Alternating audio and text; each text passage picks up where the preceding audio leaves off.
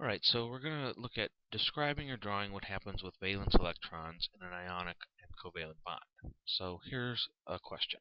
Explain or show with a diagram the bonding occurring when potassium metal bonds with the nonmetal fluorine. Well, now we need to know about the valence electrons. Potassium is in group 1. It's an alkali metal, so its dot diagram looks like that. It has 1 valence electron. Fluorine in group 17, like all the halogens, have 7 valence electrons.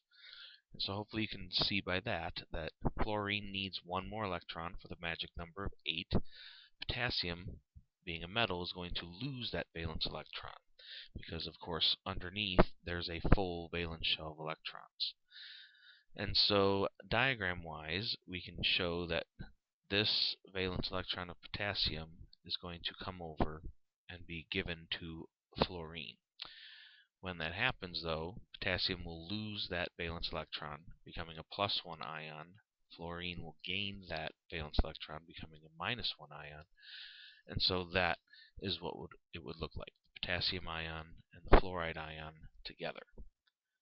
Through words, it would look a little something like that. Potassium transfers its valence electron to fluorine, creating the positive potassium cation and the negative fluoride anion held together by the magnetic force of opposite charges, aka an ionic bond.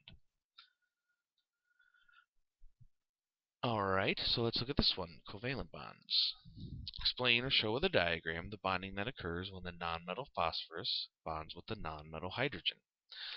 So phosphorus, being in group 15, has 5 valence electrons. Hydrogen, of course, with only 1 electron, has 1 valence electron. And so hopefully you can see from that phosphorus would really like 3 more valence electrons, 3 more electrons to get to the magic number of 8.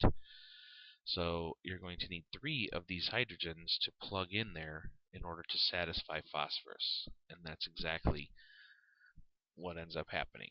3 hydrogens bonding with phosphorus.